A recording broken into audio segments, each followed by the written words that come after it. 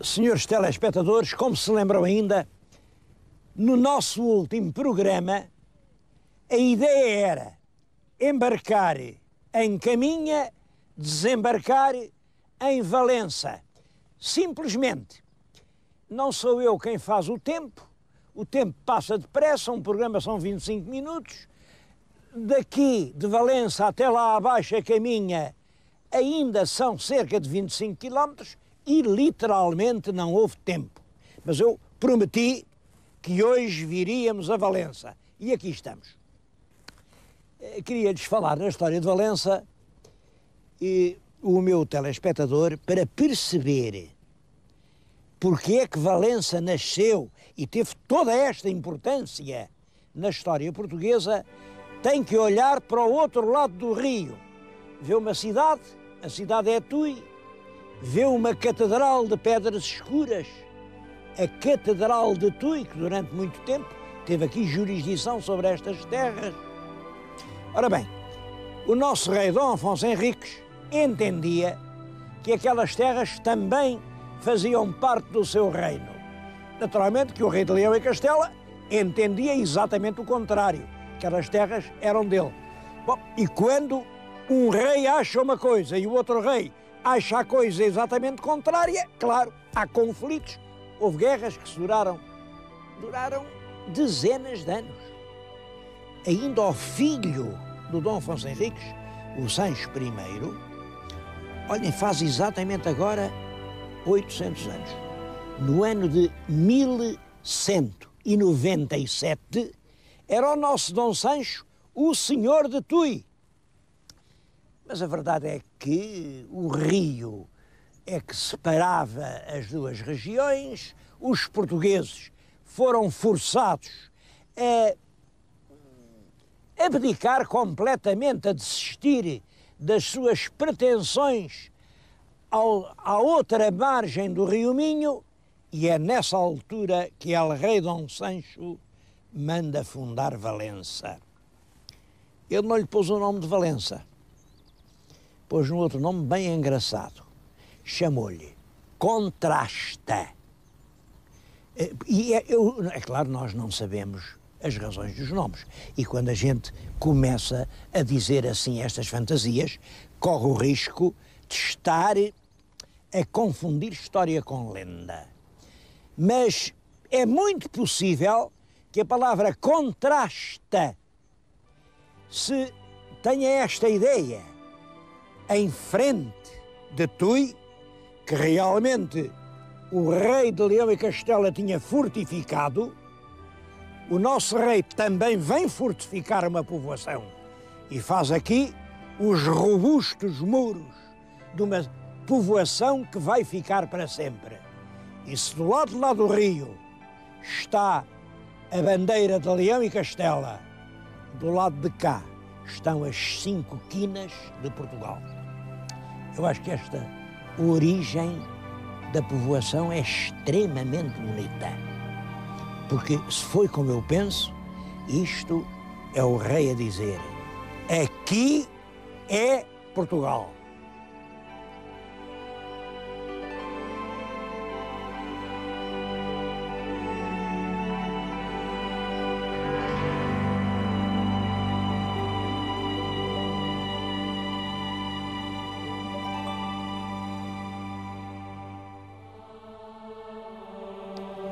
O monumento mais importante de Tui é a Catedral. Vale a pena visitar a Catedral de Tui. Por exemplo, este pórtico, que tem uma evidente inspiração de Compostela.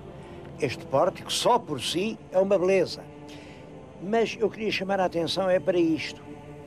Enquanto do lado português todos os esforços foram no sentido de fazer uma fortaleza, porque a ideia é resistir, aqui em Tui a grande preocupação é erguer uma catedral, porque a ideia é dominar, é impor o domínio episcopal. Era realmente a autoridade do prelado que se estendia aqui sobre toda esta região. Bom, hoje tudo isso é história e Tui tem uma belíssima catedral. Portugal tem uma respeitável fortaleza.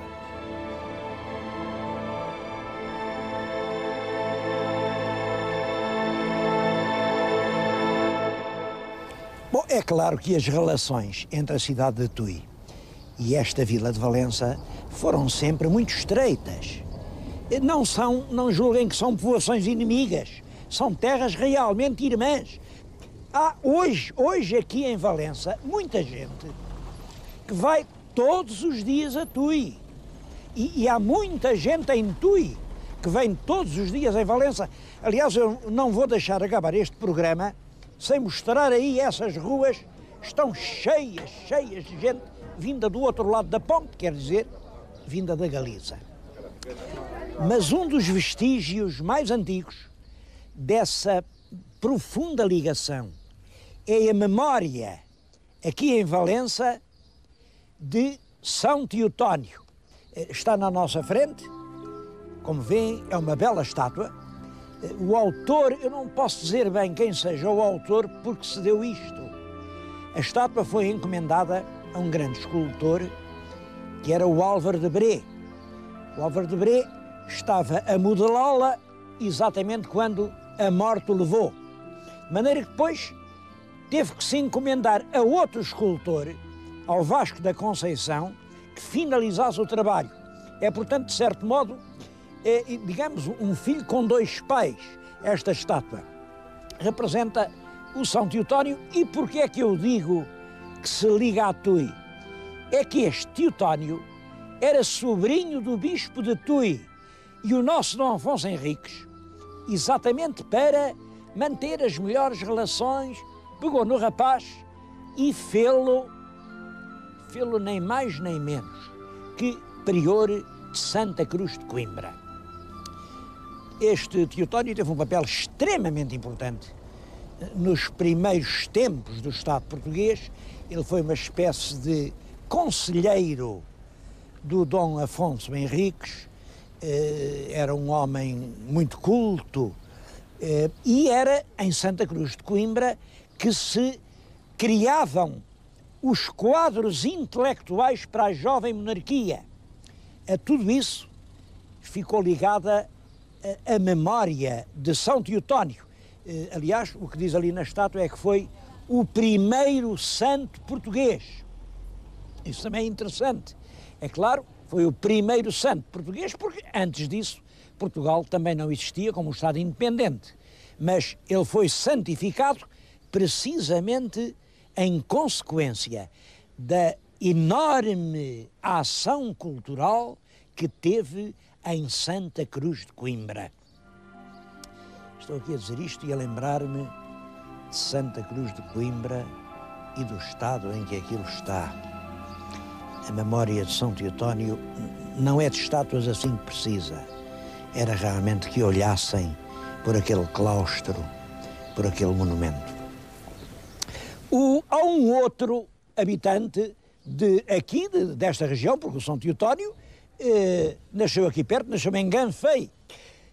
E um professor da faculdade em que eu me formei, que eu ainda conheci, já o conheci muito velhinho, o padre José Maria Rodrigues, chamava ao São Teotónio o Lusíada de Ganfei. Ganfei é uma aldeia aqui ao lado, é a 2 passos. E ele chamava-lhe o Lusíada de Ganfei, porque o padre José Maria Rodrigues via tudo através dos Lusíadas. Era um grande camonista. Mas também lhes queria contar isto. O padre José Maria Rodrigues celebrizou-se porque inventou uma ideia sobre Camões, que é a famosa tese da infanta. Diz que o Camões andou apaixonado por uma infanta filha del rei.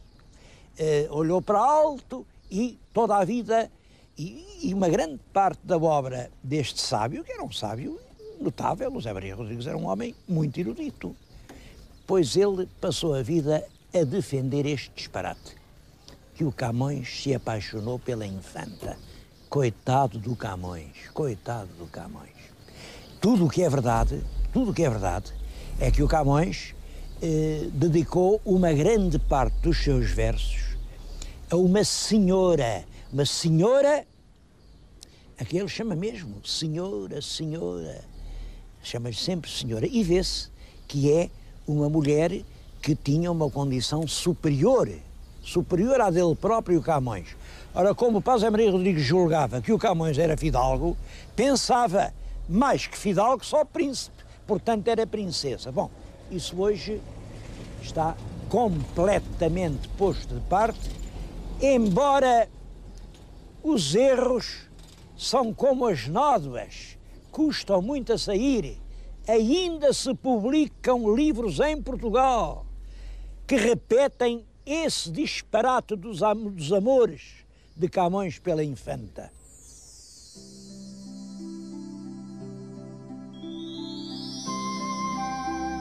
Como podem calcular, a vida de uma fortaleza portuguesa, aqui mesmo na extrema do território nacional, aqui de caras para a Espanha, é claro que não foi fácil, não podia ser, e houve sucessivas tentativas do lado de lá para arrasar isto. Uma coisa engraçada, quando se deu aquela Guerra das Infantas, já lhes falei nisso, já lhes falei na Guerra das Infantas em Montemor. Como sabem, quando morre o rei Dom Sancho I, deixou uns castelos às filhas, mas deixou-lhes em plena propriedade, como se elas fossem reis dos castelos. Naturalmente que o rei de Portugal, que era o irmão delas, o Dom Afonso II, não concordou e disse: não, em cada país um rei, cada poleiro um galo, isto aqui não pode ter estes reizinhos todos, quem manda sou eu. As infantas não concordaram, claro que aqui os espanhóis apoiaram a causa das infantas e aproveitaram essa trica, imaginem para quê? Para passar aqui o Rio Minho e arrasar completamente o castelo, que aqui estava, o castelo de Contrasta, é que não ficou pedra sobre pedra. Bom, mais tarde, feita a paz, o Dom Afonso II lá reconstrói o castelo e depois é o Dom Afonso III. Como sabem, o Dom Afonso III é irmão do Sancho II, portanto, é um dos filhos do Dom Afonso II. Manda construir esta porta. Eu acho esta porta muito bonita porque tem lá as armas portuguesas ainda no tempo dos afonsinos. Reparem nas esquinas. As esquinas não estão ao alto como hoje.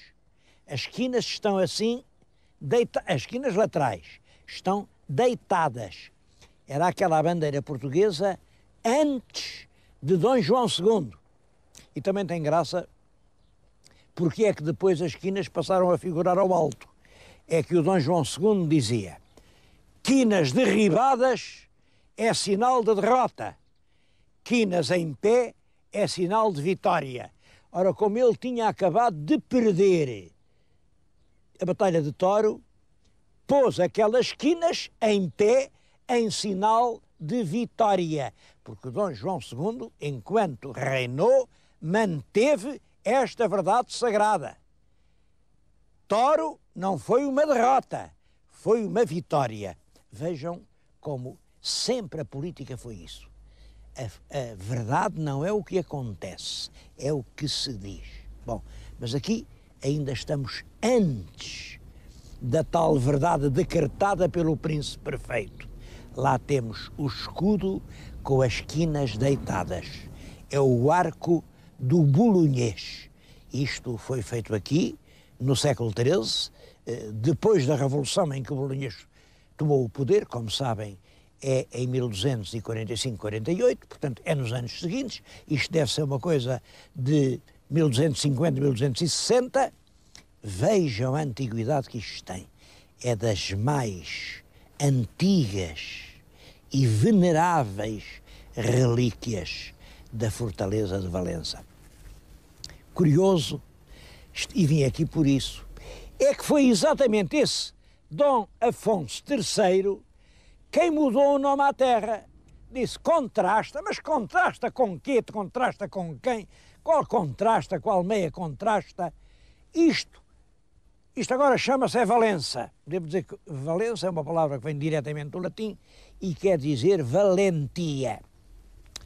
Os nossos historiadores, isto que eu lhes estou a dizer, evidentemente, é claro, é uma hipótese, é uma possibilidade. Os nossos historiadores dão outras. O Afonso III, como todos sabem, vinha de França, e em França a palavra Valença é nome de cidade. Há 2 ou 3 Valenças em França.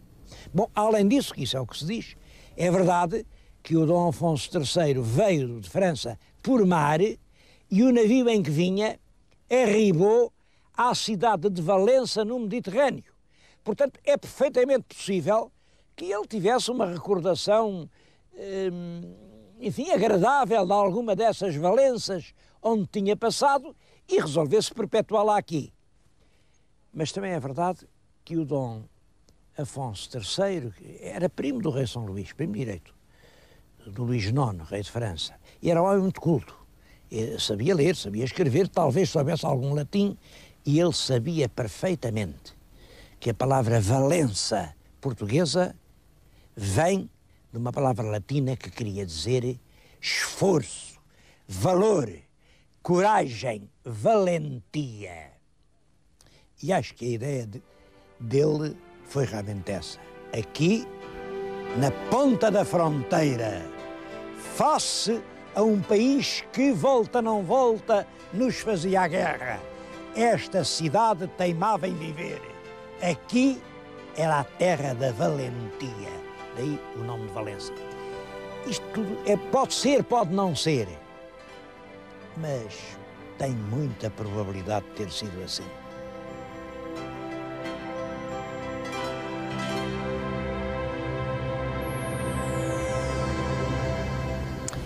Bem, como é natural, do castelo medieval já pouco mais existe que aquela porta. As torres, tudo isso desapareceu, porque é sobretudo depois da restauração de 1640 que há a preocupação de fazer aqui uma grande fortaleza já com as características da fortificação moderna. Eu acho que o meu telespectador está a ver na sua frente uma série de panos de muralha, de guaritas, para fazerem uma ideia da importância deste monumento. Eu digo-lhes que a extensão da muralha construída atinge 5 quilómetros. 5 quilómetros, é claro, à volta de toda a vila.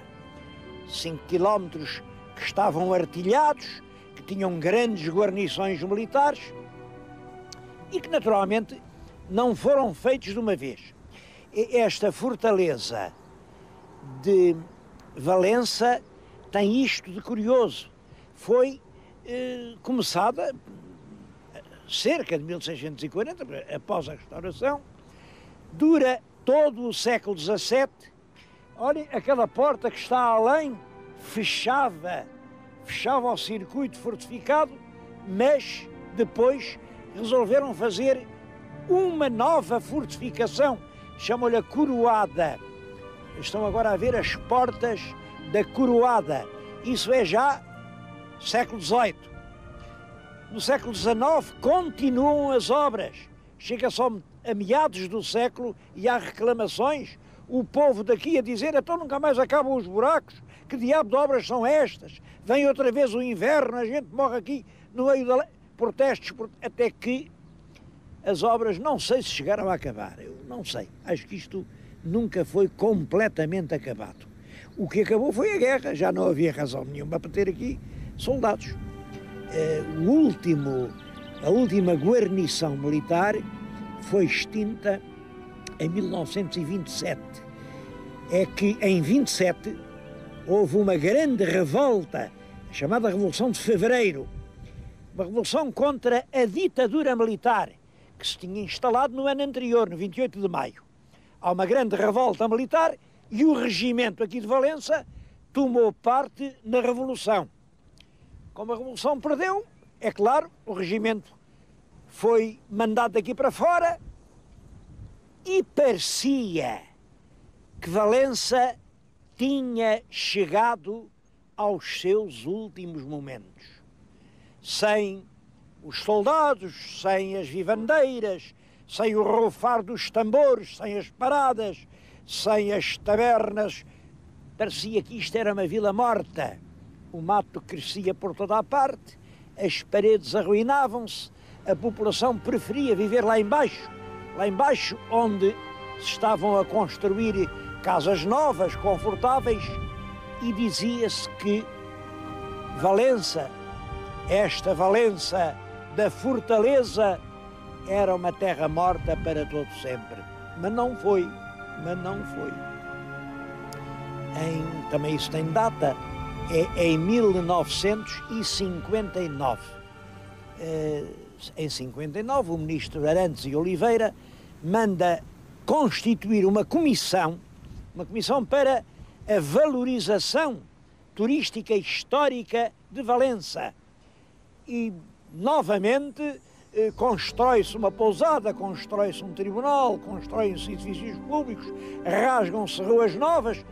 Ainda hoje há quem diga que se deitaram coisas de mais abaixo, não sei se deitaram ou se não se deitaram, há sempre quem diga bem, quem diga mal.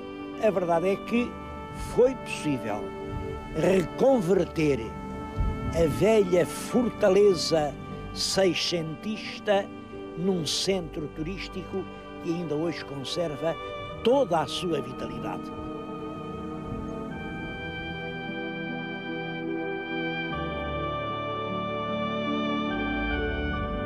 Todo este Vale do Minho foi povoado e colonizado desde uma época recuada por ordens religiosas.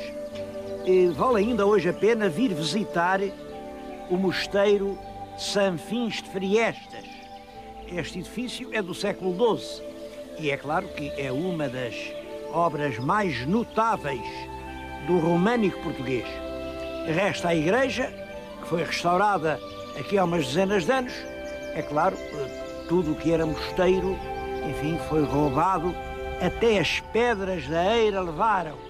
Bom, e cá estamos nós a dizer, as pedras que ficaram devem a salvação à lei da gravidade. É que são tão pesadas que ninguém pode com elas.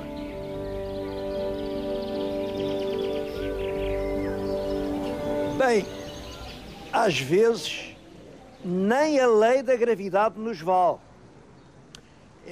Olha esta fonte que está atrás de mim. Como vê, é uma fonte pesada, são grandes blocos de pedra. Pois bem, estava aqui perto, ali enganfei num convento que, por acaso e por sorte, estava classificado como monumento nacional.